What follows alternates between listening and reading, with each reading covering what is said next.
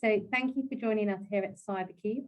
I'm Yvette Essen, Head of Content and Communications for CyberCube, and I'm going to be spending the next 60 minutes or so talking with you, wherever you are, about our new Global Threat Briefing.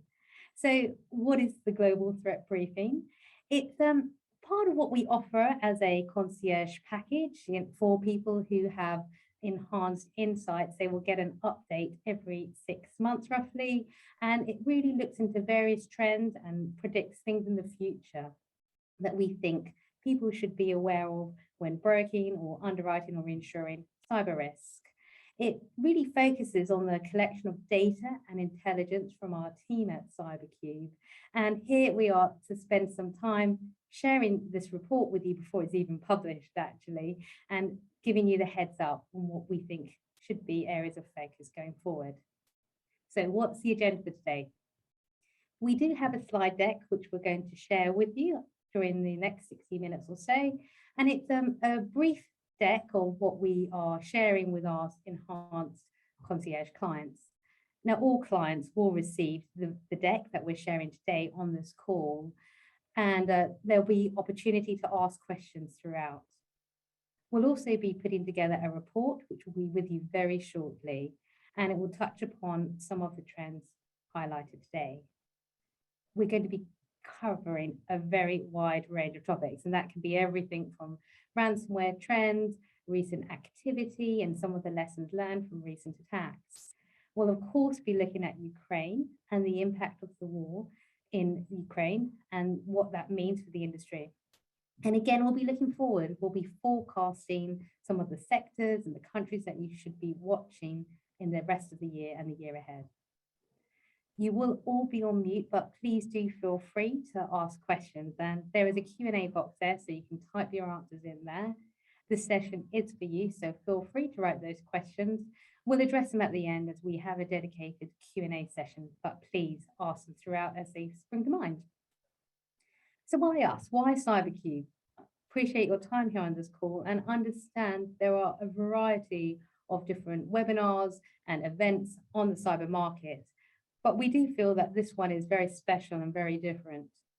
Why? Well, CyberCube has a panel, has a group of very different experts, and that's very wide ranging. So we have people, for example, from data science, security, threat intelligence, actuarial science, software engineering, and of course, the insurance industry. What we do is we curate data, we collect the data and we curate them into different data sets and analyze that information. And that's what we're digging into here today.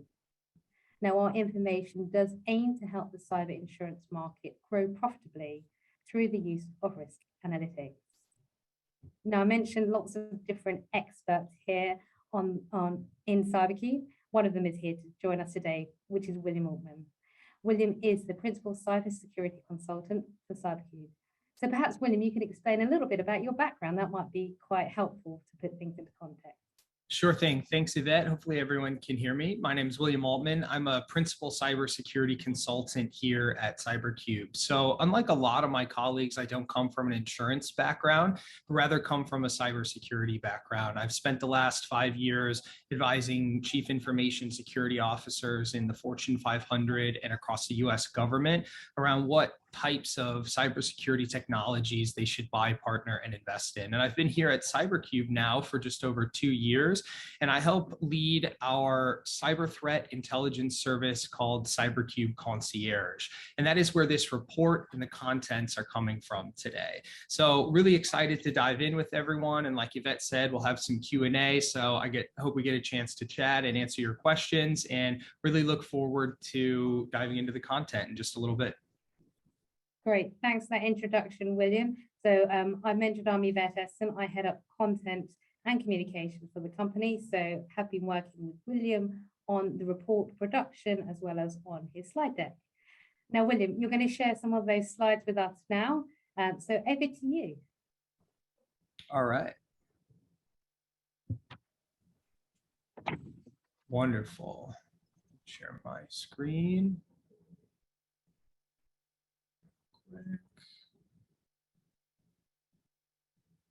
Excellent. So I think everyone can hear me and see my screen okay. Yvette, let me know if that's not the case.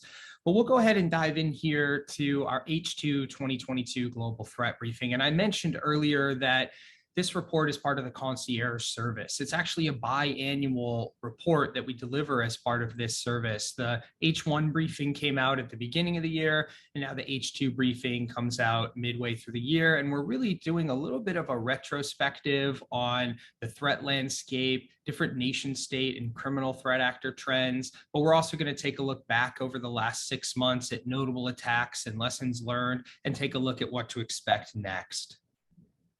So let's switch our seat. That's a little bit of where we're headed. We'll end up with some key takeaways at the end. A lot of the data that we're going to see today, it comes from our main products, our portfolio manager solution, our accumulation analytics product, and the different underlying features in that product. We're also going to look at some data from our account manager solution. This is our single risk underwriting solution in use by leading underwriters today. So if you have any questions about where this data comes from, just know that it's coming from CyberCube in most cases, but where it's not, we'll clearly indicate that. Part of the reason for this report is that at CyberCube, we believe that reinsurers that are equipped with relevant cyber threat intelligence are really poised to anticipate rising threats, adapt accordingly, and to prevent losses. That being said, let's dive right in. Let's take a look at the threat landscape from a cyber insurance view.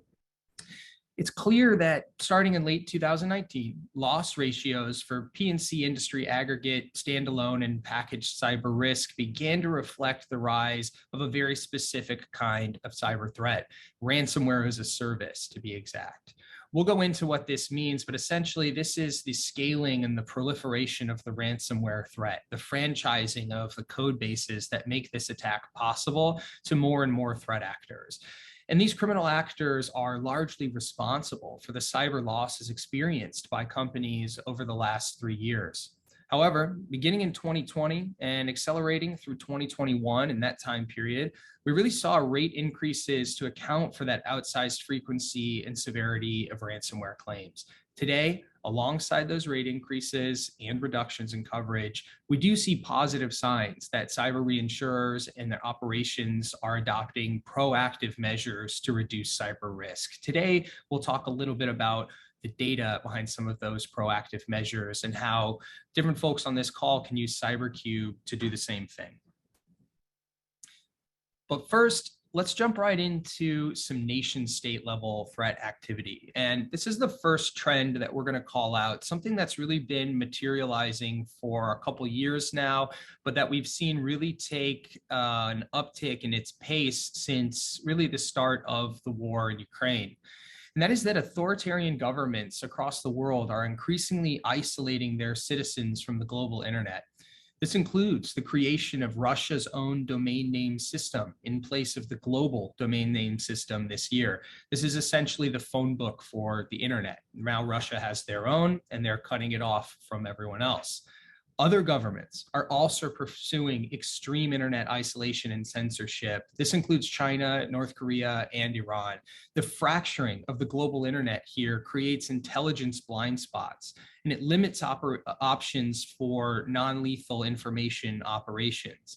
Consequently, we're at greater risk today of experiencing catastrophic cyber attacks directly as a result of cyber intelligence miscalculation, error, and blind spots. In tandem, this fracturing of the global internet is really solidifying cyber safe havens for criminals worldwide. We'll talk a little bit more about that in this report. But just to really point out what we've seen in the last 6 months, it's primarily around Russia working to deploy its own sovereign internet, completely independent, isolated, totalitarian internet. There are several implications for this that we're tracking closely over the next couple months. It's first that, as I said earlier, rival nations are going to have a harder time acquiring intelligence on Russia. And this might mean that those adversaries resort to more drastic measures in order to achieve their objectives. And this could cause some sort of unneeded collateral damage. Russian actors are also going to be willing to cause more damage, feeling safer behind the wall of an isolated internet. Even more destructive attacks on commonly used single point of failure technologies will be possible because of the isolation and lack of dependence from the Russian IT infrastructure. And there's also the potential for future collaboration between Russia, North Korea, and China, and those internets in which we get a greater capability for those threat actors to launch attacks. So in summary here, nation states are increasingly aligning along ideological lines in cyberspace, crafting ways to isolate their internet space. And then this in turn creates clearer battlefield lines that we've never previously had in cyber. Next up, we're going to look at the different cyber offensive hotbeds that CyberCube is sort of monitoring and keeping track of in the next 6 months. We know that nation-state threat actors will continue to compromise targets for intelligence collection, as well as push up against the boundaries of acceptable behavior in cyberspace. And we can look at regional hotbeds of offensive cyber activity to really get a sense of how these conflicts will unfold. Specifically, we can monitor these hotbeds for indications that the boundaries of acceptable behavior in cyberspace have been pushed past historic norms. Reinsurers in particular can look at these hotbeds for the type of cyber activity that is indicative of catastrophic risk. For example, the use of wiper malware and attacks on critical infrastructure are all playing out in these conflicts today. We're going to talk more about Russia, Ukraine, and impacts on surrounding and allied nations. I'll mention just a little bit about what we're focusing on when it comes to China, Taiwan, Israel, Iran. According to research from Mondiant, China is really going to continue to be very aggressive in cyberspace. I don't think this is a surprise to anyone on the call. But this is all now in support of the Belt and Road Initiative, and they're using cyber espionage to get there. We've seen that the Ministry of State Security in China and the People's Liberation Army have completed most of their reorganization, and their operations are about to become much more focused.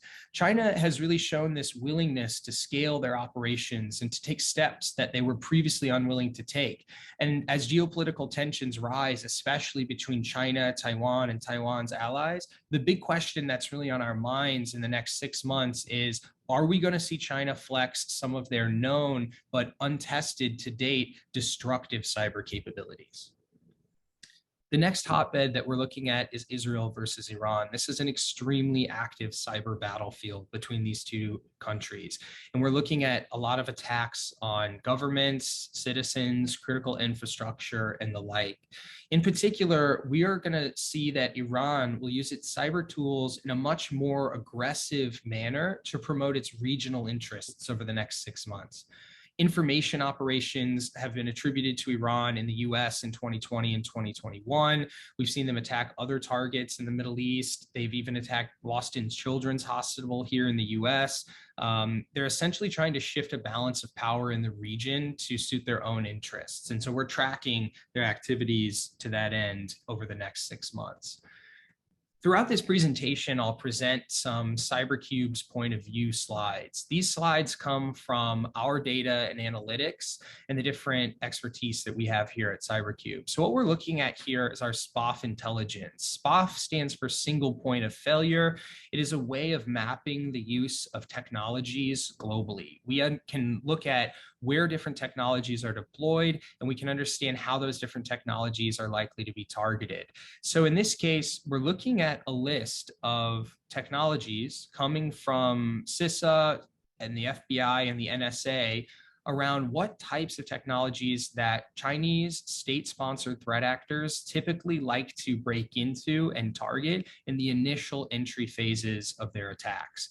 So what we've done is look just at a sample portfolio, the global Russell 3000, and we uncovered 1,189 companies using a combination of these technologies just in the United States.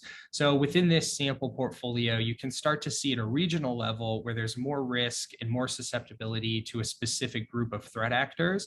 And you can also identify the companies. The real point here is that we know who these companies are, and reinsurers, underwriters, and others, and even brokers can take proactive measures to reach out to these companies if that's possible. We can also look beyond just the single point of failure analysis and look at identifying companies in a portfolio of business that are at higher risk of experiencing losses from cyber attacks. These companies are going to be those that are most highly exposed or inherently exposed. They're in industries that are heavily targeted. They have lots of sensitive data that's subject to legal and regulatory ramifications. And they also lack cyber hygiene or robust enough cybersecurity practices to protect themselves in the face of that exposure. So when you look at this on a quadrant view, we can see that in the upper left-hand corner, these companies across the global Russell 3000 are the most likely to be hit by cyber attacks. And so we have those companies identified also. This type of portfolio can be subbed out for others. But it's just to point out that CyberCube can now go beyond just a scenario analysis of a portfolio, and we can do really unique risk scoring down to the threat actor level. So let's jump back into some more of the nation state trends. I mentioned that we're going to look here at Russia versus Ukraine and everyone else involved. Russia is really targeting governments outside Ukraine in cyber espionage campaigns today, primarily espionage, to gather intelligence on Western efforts to assist Ukraine's war effort. And really, since the start of the war, Microsoft has detected Russian network intrusion efforts on 128 targets in 42 countries outside of Ukraine. Russia is still heavily focused on merging its military efforts with cyber operations inside Ukraine, including targeted attacks on communications and logistics systems, as well as nuclear power and more. Microsoft has really observed a range of strategic espionage targets, a lot of government agencies, some NGOs, think tanks, anything to do with defense or key economic sectors. We know that more recent destructive cyber attacks have been coordinated in Ukraine with missile attacks, attacks on railway systems, transportation systems, weapons, military supplies. For example, when Russian missiles struck railway substations in Lviv on May 3rd, a key logistical center for military equipment, the military's Iridium group was already active in the digital networks of these same agencies, the Russian military. So we know that there's this increased pairing of cyber and kinetic operations in Ukraine today. I really liked this quote from Microsoft that I'll read to you now. There's going to be many lessons to emerge from the aftermath of this war, and one of which is a much needed re-examination of cyber as the fifth domain, when in fact it is most effective when integrated with the four physical domains of sea, land, air, and space. Another is the force multiplier effect that private companies and governments have provided Ukraine's capabilities. So these are some interesting data points on how that war is unfolding today, just from a cyber perspective at a high level. But we're also going to dive in and look a little bit more at some specific attacks that have occurred in the last 6 months in that area or in that conflict.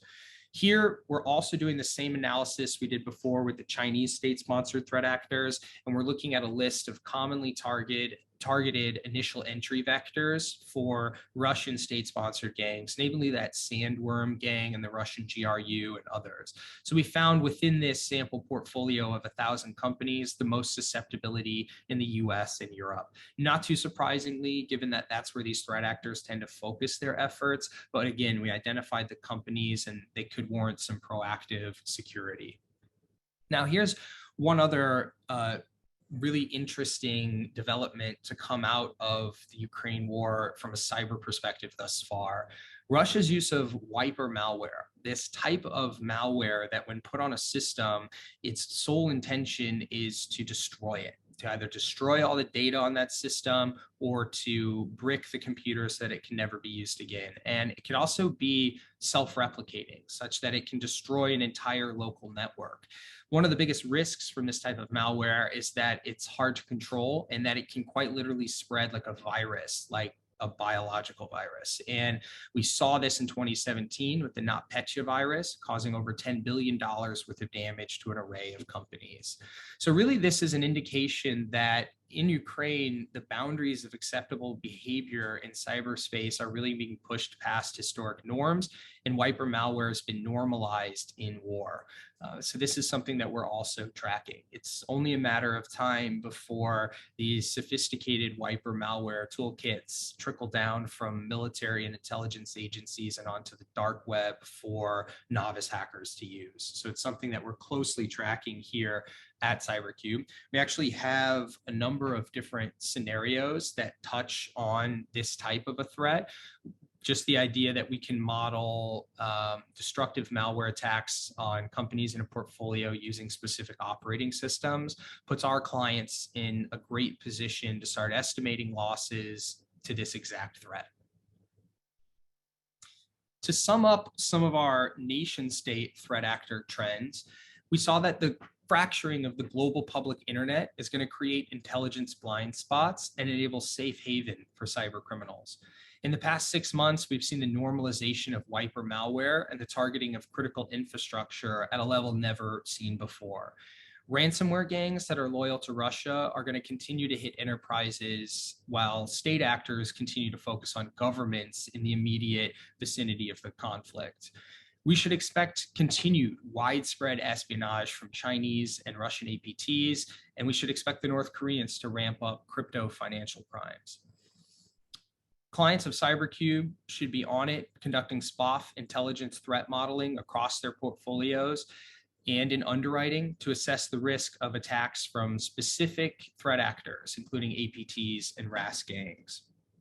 Now let's take a look at some of our criminal threat actor trends.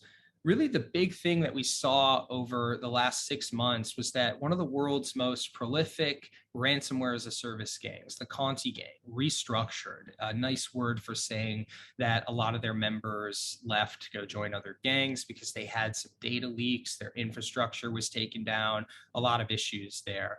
But we now see that where one group falls, another rises to take its place. And we see that the Lockbit ransomware gang is poised to overtake Conti as the most active ransomware gang in the world. We see some data here from Palo Alto Networks showing us that Lockbit 2.0, the newest version of this ransomware, targets an array of industries, but prefers professional, legal, manufacturing, and construction industries.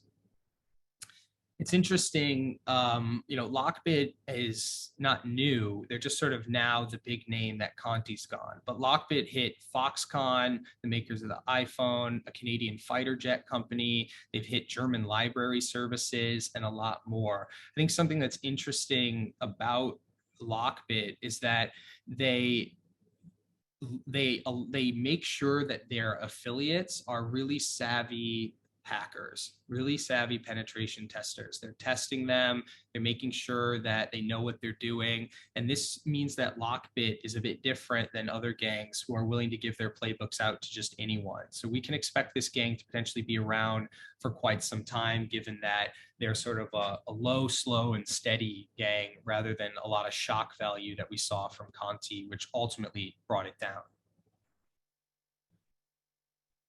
If we're interested in identifying specific criminal outfits across a portfolio, we can do that as well. What we're doing here is showing you a screenshot of the Portfolio Manager portfolio scoring feature, where we are identifying companies in the portfolio that are most likely to be targeted by Lockbit 2.0. So we know Lockbit goes after large manufacturing and construction companies in the US with weaker security, and specifically companies that have a high risk of exposed credentials. So their passwords and emails are leaked on the dark web. RDP open ports, a really common entry vector for ransomware threat actors, and software vulnerabilities, another common entry vector and a preferred entry vector for Lockbit 2.0. So across your portfolio, identifying these companies will be key in the coming months to preventing and potentially mitigating losses from Lockbit 2.0.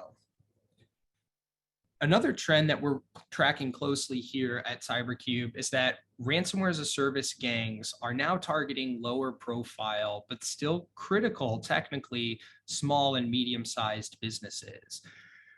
We know that they targeted big companies in the past. We saw Colonial Pipeline get hit, and that was too big. It was critical infrastructure. The US government got involved and that gang was taken down. Now, the rest of the criminal underground learned from this and they said, we can't hit targets that are so big that they elicit a lot of response from law enforcement. That we need to hit targets that are just critical enough that they can't afford downtime and they're likely to pay, but not so critical that the FBI and the NSA get involved. This is healthcare and food supply chains today. We've seen that renewed interest in small and medium-sized businesses in healthcare, as well as agriculture to date. Businesses in these industries are the ones that can least afford downtime associated with ransomware and extortion, and they often lack the resources to achieve effective cybersecurity, especially in the face of well-resourced and determined attackers, which is what we're talking about here. According to a Recorded Future data provider, ransomware attacks on health organizations have continued throughout 2021 and 2022. And FBI Director Chris Wray said last month that, I mentioned this earlier, that an Iran-based group attacked the Boston Children's Hospital last June. So we know that these companies are in the crosshairs, and we see that a little bit of renewed interest this year coming off the backs of the pandemic, and we anticipate that this will only go up in the near future. We've also seen a recent surge in cyber attacks on agricultural companies, especially during critical planting and harvest seasons. This has really prompted warnings from the FBI and efforts in the industry to start getting cyber defenses more up to par in an industry that's historically been very analog.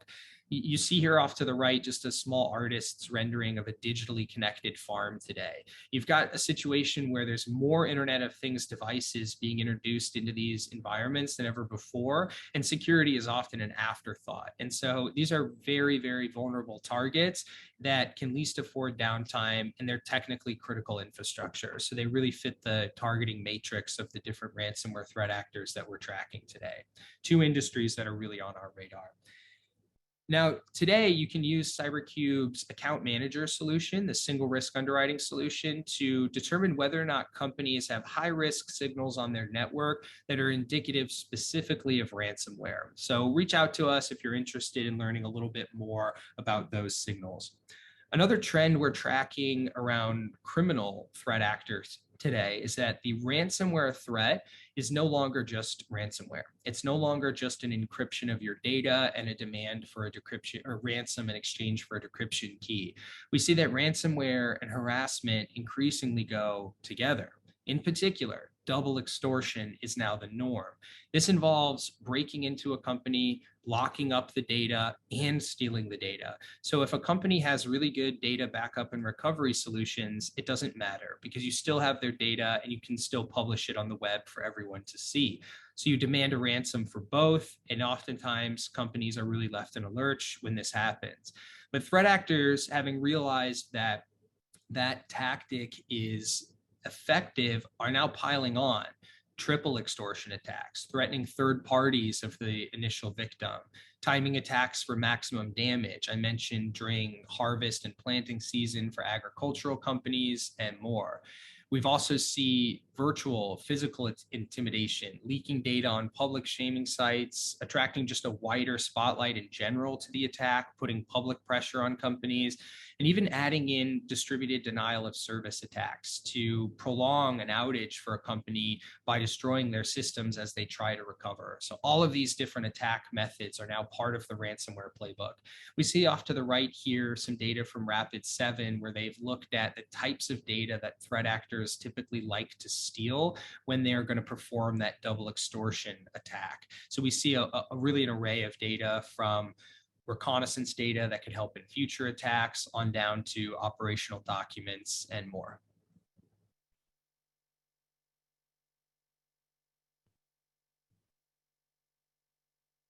Hacktivism, something that we've all become very familiar with since the start of the war in Ukraine. We know that armies have been amassed on both sides of volunteer cyber professionals. We've seen the group Anonymous break into CCTV cameras at the Kremlin, and in tandem, we've seen Russian hacktivists hitting targets all across Eastern Europe. And today, we're tracking over 70 different threat actors related to the war in Ukraine. This conflict, or that increase, is a 2x increase since we first started tracking these groups at the beginning of the war. This conflict is undoubtedly going to produce battle-hardened cyber hacktivists and even mercenaries that will attack for profit. People who have real-world experience breaking into systems, moving laterally, locating data, and getting away with it. Today, it's largely permitted as long as they're located in an area that is on the same side they are. But in the future, this war will end at some point, and a lot of these people will still be out there, and time will only tell what they will do with those skills, but we do know that they all won't be good. So in the future, one thing I like to point out to anyone asking me about how to defend themselves in the face of these different threats, it's all about resilience today. It's about your ability to get attacked and contain the attack and continue to operate so that your business doesn't get shut down. Can you get hit and keep on punching? The signals off to your right that you can look at and detect on a company's network using CyberCube solutions are some of the most important cyber resilience signals that we have today. We want to know that companies have redundant hosting across cloud provider, CDN, and DNS networks, that they have data recovery technologies that can help them get their data back in the event of a ransomware incident, mobile device management technologies. Everyone's working remotely these days, and they're doing work from their phones and tablets. And we know companies need to have specific technologies to manage those devices, lest they be hit by cyber attack. We also see email security technologies, key phishing prevention measure. MFA has the potential to stop almost any cyber attack. And security information and event management systems can also help spot attacks early and mitigate losses. So these are some of the most important signals today that you can detect on a company's network. To sum up what we've learned about criminal cyber threat activity today, we know that ransomware threat actors are increasingly engaged in harassment alongside encryption, that RAS gangs are targeting lower profile but still critical as small and medium-sized businesses. This helps them avoid attention and then also secure payouts. We also really want to look out for Lockbit 2.0. We're still following these hacktivist groups and trying to anticipate what that means for the frequency and severity of future cyber attacks. And then we also want to make sure that our clients are ensuring that their underwriting practices account for top ransomware signals as well as those resilience signals. Now let's take a look back at the last 6 months, just taking a second to look at some attacks that really shifted the entire threat landscape in a way that we hadn't previously anticipated. The first of those attacks occurred on February 24th, 2022, just before the start of the war in Ukraine. This is an attack on Viasat. Russia was really behind this attack against an American commercial satellite internet company. It downed satellite internet for thousands of Ukrainian customers, and the attack began 1 hour after Russia invaded Ukraine on February 24th. U.S. Secretary of State Antony Blinken said the hack was meant to disrupt Ukrainian command and control during the invasion, and those actions had spillover impacts into other countries. Around 5,800 wind turbines in Germany were impacted. We know that subsequent investigations and forensic analysis identified a ground-based network intrusion by an attacker that exploited a misconfigured VPN appliance to gain remote access to the Viasat KSAT network. That might all sound very complicated, but I assure you it's a type of an attack method and initial entry vector that we see across all types of attacks. VPN and remote connectivity solutions are very vulnerable. So not a very sophisticated initial entry, but once they were in, they were able to shut down ground-based satellite terminals. And this is something that we had not really previously seen to date. CyberCube did anticipate this in our scenario catalog. You can actually look at the impact on your portfolio from an outage specifically to Viasat's internet. This is prior to the war. So internet service providers are likely targets for destructive attacks as well as espionage. We'd previously really only seen them be espionage targets, but today we know that they are definitely targets for destruction. Critical infrastructure, especially satellite communications, can often be collateral damage in cyber war. We've also often seen that cyber attacks on single points of failure like Viasat really pose aggregation risk to large portfolios of business. That's why we have that scenario in the first place. And then space-based infrastructure is increasingly being targeted in cyber offensive operations. We'll talk about this in detail in just a little bit, but the idea that space is no longer off limits from cyber attacks is something that we're closely tracking. This particular Viasat attack only hit ground-based communication terminals, but it had an impact on space-based infrastructure. So someday we might see that jump into the actual space realm, but we aren't there yet, just to clarify that. So next up, let's take a look at CyberCube's H2 2022 cybersecurity threat outlook. This is really where we're taking a look at the coming 6 months and looking at how these different threats might stack up and what they might mean for reinsurers. First up, we think we should expect more attacks on the maritime sector in particular. COVID-19, labor shortages, wars, and a myriad of other factors are actually putting a lot of pressure on global supply chains. And in the past 2 years, we've really witnessed how crisis events such as key shipping lane blockages or even ransomware port attacks have actually contributed to intense global supply chain shortages. And cyber criminals are known to take advantage of organizations that are experiencing turmoil, such as hospitals during the pandemic. Ransomware threat actors in particular are increasingly targeting large cargo ships and their onboard operational technology systems, as well as compromising connected infrastructure at critical port facilities worldwide. This is something we've witnessed over the last year, but it's really built up in the last couple months. And as the maritime industry moves towards greater digitization and increased use of networked and autonomous systems, moving more equipment and technologies online, this creates more vulnerabilities, more loopholes will be created. And there's often a disconnect between the information technology systems and the operational technology systems, both at ports and on board ships.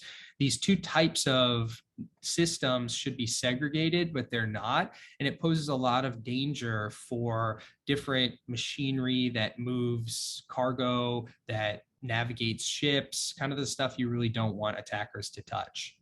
Hackers have hit major logistic operations several times already this year. The Jawaharlal Nehru port in India, it's India's busiest container port, suffered a ransomware attack in February. And a targeted attack on Expeditors International of Washington, a large freight forward company, crippled its systems for about 3 weeks and led to $60 million in damages. We saw Bloom Global Inc., a supply chain tech company based in California, said in early May that a cyber incident temporarily made its asset management platform inaccessible. We've also seen German shipping lines announce that they are going to put real-time tracking devices on their fleets, and that these devices are higher fidelity tracking than they've ever had before. They're going to feed all sorts of data about their ships back to a centralized artificial intelligence server that's going to basically crunch all that data and make shipping routes and fueling that much more efficient. This is great. It's good for the environment to have more fuel efficient ships, but it also creates a situation where these container lines that use these remote sensors are now vulnerable to a lot of different cyber attacks. So this is one area that we're really tracking closely today. We are looking at some data from a company called Naval Dome, that is an Israeli company that secures these types of shipping vessels and more. And we've seen that a number of attacks, including some of those that I just highlighted, have only gone up over the last year. And over the next 6 months, as supply chain shortages intensify, we expect hackers to take advantage of this system. And then finally, we're also now closely tracking cyber attacks on space infrastructure. This does not only include satellites, it includes ground terminals, routing terminals, user stations, all these different components that are necessary for getting internet and different data points from satellites. They're single points of failure that are critical to the functioning of society, and they're increasingly being targeted. According to the US National Air and Space Intelligence Center, through military reforms, China and Russia have organized new military forces devoted to the employment of space and counter space capabilities. They're regularly integrating these into military exercises, and they're continuing to develop, test, and proliferate anti-satellite weapons that include cyber weaponry. And we know this is happening right now, and it's only a matter of time before there's an attack on some sort of major global single point of failure in space, like the global positioning system and more.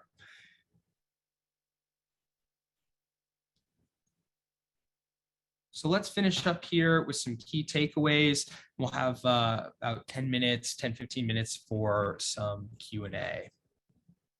So a lot of what we learned today is that cyber reinsurance operations are increasingly adopting proactive measures to reduce cyber risk.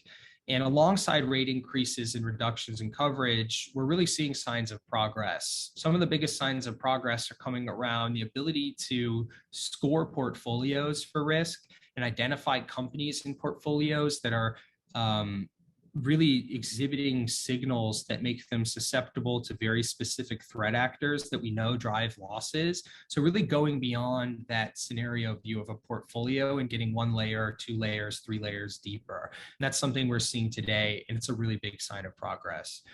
Reinsurers that are equipped with this kind of cyber threat intelligence are poised to anticipate rising threats. For example, we know that ransomware and harassment are increasingly paired, raising the loss potential for ransomware threats. We need to then know this and then take action on this to help our insureds be more resilient in the face of these threats prior to them really hitting our book of business. We also looked at how authoritarian governments are increasingly isolating their citizens from the internet, and how this isolation really leads to greater risk in cyberspace, greater potential for miscalculation and error, greater potential for catastrophe. We also looked at ransomware service as a service gangs. We looked at how they're targeting lower profile critical infrastructure operations. And we should really look out for these groups to target healthcare operations and food supply chains in the coming months.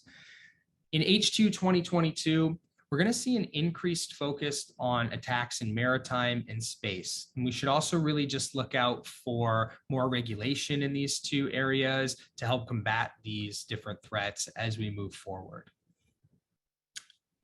Awesome. Well, I want to thank everyone for your time today attending the global threat briefing. I think we've come in here a couple minutes early. So Yvette, I hope there's been some questions. I do see the chat box lighting up. Maybe you could help us deliver those. Great. Thank you, William, for your presentation and for covering a really diverse range of topics there. So please do feel free to ask your questions, anything from ransomware to Ukraine to internet. So much material there. And I am starting to see the questions come through. So type them into the chat box. I'm going to turn to one question immediately, and that's with regards to the practice of wiping. Is the practice of wiping still occurring in the conflict against Ukraine, and has it spread outside Ukraine at this point that you are aware of? Right. So the question was about wiper malware and the different types of wiper malware that we've seen in Ukraine. It's absolutely still happening. I think it definitely peaked at the beginning of the war. We saw wiper malware used to set the stage in a number of areas, to take down different targets, cause chaos. We know that governments operate based on data about their citizens. And so we saw this effort to wipe databases across Ukraine so that the government didn't have information about its own country. We saw that Ukraine's major databases, government databases, were successfully uploaded to the cloud prior to them being wiped by Russian malware. So we know that despite the use of this technology, the Ukrainians have been quite resilient in limiting the losses associated with it. Now, today we see it used in a pretty much a targeted fashion in very specific industries that are critical to the war effort. And it's been contained inside Ukraine. But I don't think that the sophistication and the audacity of these attacks ought not to be understated. Just because they're used in a targeted fashion today in Ukraine does not mean that the threat actors behind them don't have the intent to use them elsewhere or in a more widespread fashion. These are the exact same threat actors that are behind the NotPetya 2017 attack that caused $10 billion worth of damage.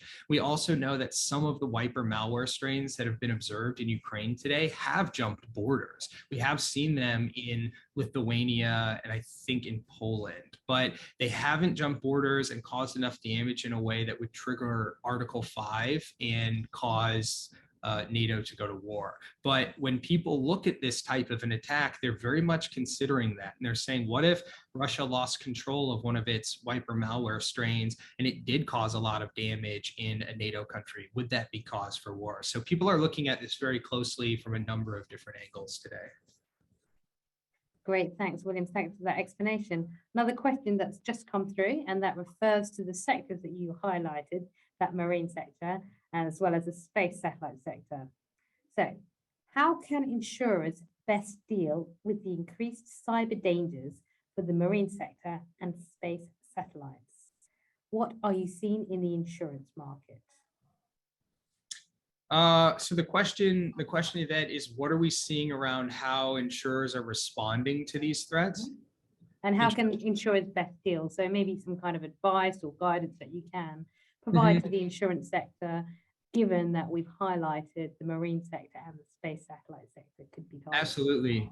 Well, for both of those sectors, I think there's two considerations. If you're underwriting groups in those spaces, not just space, but in that space, those groups are at high risk of being targeted by an array of threat actors. I think if you're insuring organizations that are in the maritime sector, you're at far more risk today of being attacked by ransomware gangs that are trying to exploit that lack of tolerance for downtime. If you're insuring in the space industry, you're far more likely to be targeted today by nation states threat actors, particularly those that are interested in espionage. I think that could change over time as space systems become more ubiquitous and people become more knowledgeable of them. We might see some criminal actors get involved, but I think we're far off from that. Now, when I think about the two sectors that I mentioned for groups that aren't directly insuring in those spaces, I think about cat risk. And there's absolutely some cat risk from a couple major shipping lines going down at the same time, or maybe some vessels blocking key ports because their systems have been disabled. And CyberCube works with a number of reinsurance companies to calibrate their realistic disaster scenarios specifically around maritime catastrophe. And we've done that for several groups, including Lloyd's of London and others. For space, we don't currently have a realistic disaster scenario for space. I'm not sure of very many folks who do, but it's something that our team is now talking about. And we are really thinking about the future of realistic disaster in cyberspace and trying to hit that sweet spot between just likely enough that we need to include it, but not so plausible that it's no longer a tail risk. And so we're still trying to figure out where that is for space-based assets, but the data from the threat actor landscape is very clear. These are single point of failure technologies that are increasingly targeted, no question about it. Now, the space is raising some questions of interest here, William. We've got another one that's just come in. Would authoritarian regimes target sectors such as space even if they weren't in an active conflict? So again, that sector in space, is that likely to be targeted by actors who aren't necessarily in an active state of war? I think yes, but from an espionage perspective, it's very important to clarify what type of cyber attack we're talking about. Even nation state threat actors today that are not directly engaged in conflicts still don't want to go to war. They're not interested in outing themselves as having attacked another country. Russia might be the only exception to that, but they're treading very carefully today. We see primarily that space-based companies, defense contractors, different groups that are doing satellite communications, Starlink, more, those companies are being spied on rampantly. And that's the primary threat today that they're facing. Now, I don't, yeah, that's about as much as I can say. I don't see off the top of my head any reason why two nations that weren't locked in direct conflict would attack each other's space-based assets with destructive type attacks. Great. Moving on, where do you see the biggest systemic and aggregation risk given today's threat landscape? That's a good question. I think about it from a couple different ways. I think about it from the technology footprint perspective. The cloud providers are only getting bigger. They're only becoming larger single points of failure. So I think the downing of a large scale cloud provider is still a huge aggregation risk. A lot of us have talked about it in the industry for years now, but we have yet to really see the big one. We've got a lot of sort of shots over the bow of US East 1 with AWS going down, a couple other different regional outages, but we've never seen that quite global outage or a concerted attack on a big cloud provider that takes it offline for a while. And I think there's a huge aggregation risk there. We could talk more about what the kill chain looks like and who the threat actors might be, but that's one area that I'm always looking at and focused on just because of the risk, the footprint.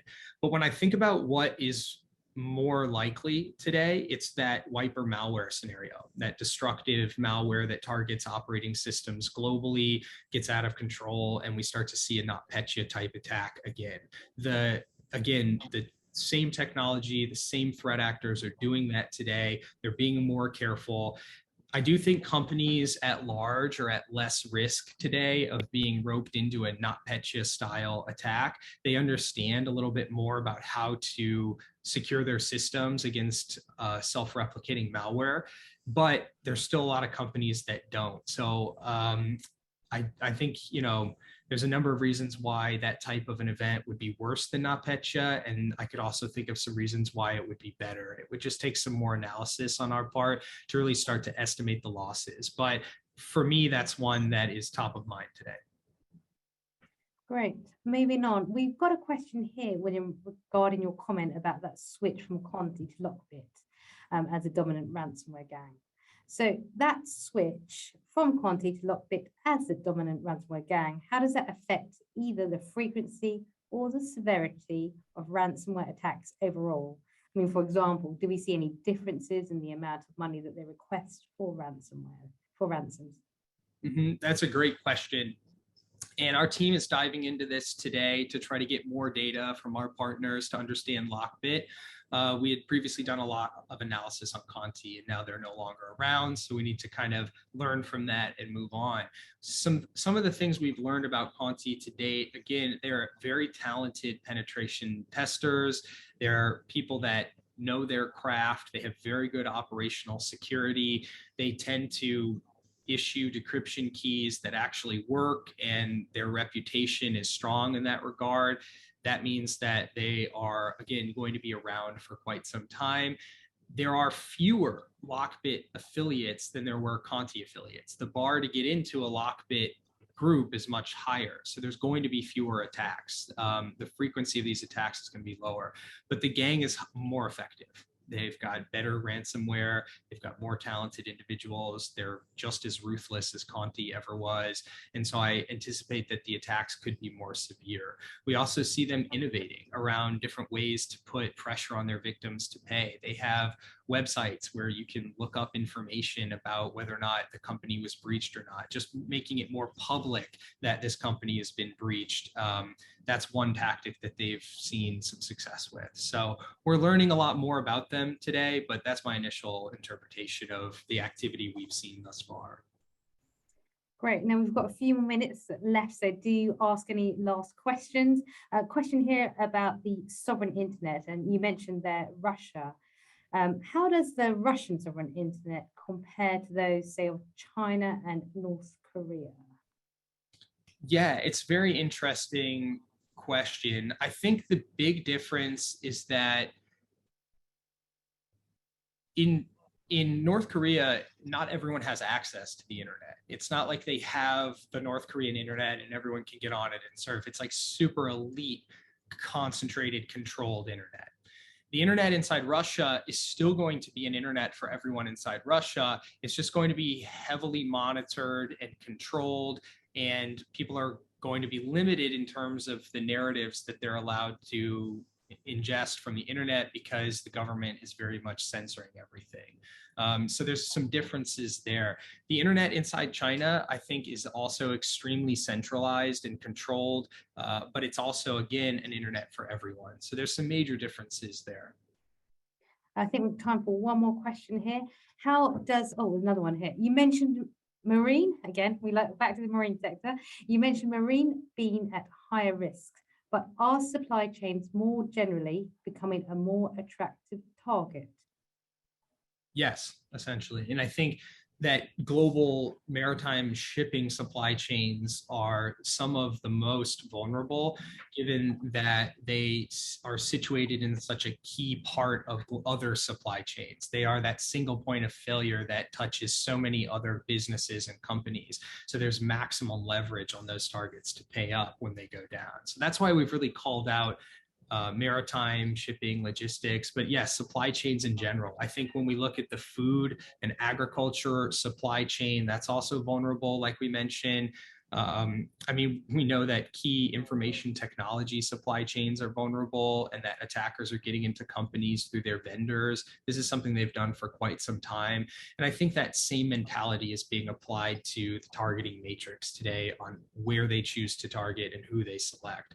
Keep in mind, the majority of ransomware attacks today are against companies that exhibit some lapse in cyber hygiene. It's typically not against companies that are properly securing themselves and the attackers are just so good that they get in. It's really like the company isn't properly training their employees on phishing awareness. They aren't using multi-factor authentication on their local admin accounts. They have remote connectivity services like RDP and VPN that aren't secured properly. These are the things that threat actors are looking for. And we know that these same issues that we've seen in other areas are still present in maritime, agriculture, and other supply chains. So we anticipate that it will be no different, just a shift in focus because of the situation that those companies find themselves in today. Well, I'm afraid we are out of time. There were some absolutely brilliant questions there across a very wide range of topics. If you do have more questions, please do ask us. You can email us at info@cybercube.com or directly contact your client account manager. That leads me to tell you where this new is going to be. We will be hosting it on our website, which is www.cybercube.com. And you will find lots and lots of other material there. You can find our first global threat briefing for H1, that is there under the resources tab. We've also got other materials such as a report we put out in the beginning of the Ukraine war. So we put that out in March where we predicted what sectors would be impacted and how that war would play out in terms of cyber activity. You will also get a copy of this report. If you signed up for this webinar and your colleagues who didn't, they'll be sent a copy of that material in an email shortly. Now, if you are an existing CyberCube client, you will get the deck that William has shared today. you'll get a copy of the recording of this webinar as well. And of course, we will send you the report. For those who aren't CyberCube clients currently, we'll send you a copy of this recording and a copy of the report, but the slide decks aren't available at this stage. So please feel free to reach out to anybody on the team about any services, questions, products, or any additional questions. Again, the email address is info@cybercube. Thank you all very much for your time. I hope you found this session as interesting as I have. And William, thank you for your time and the work that you put together for this deck and for the report. So thank you, everyone, and check your inboxes. Hopefully you'll have some material very, very shortly.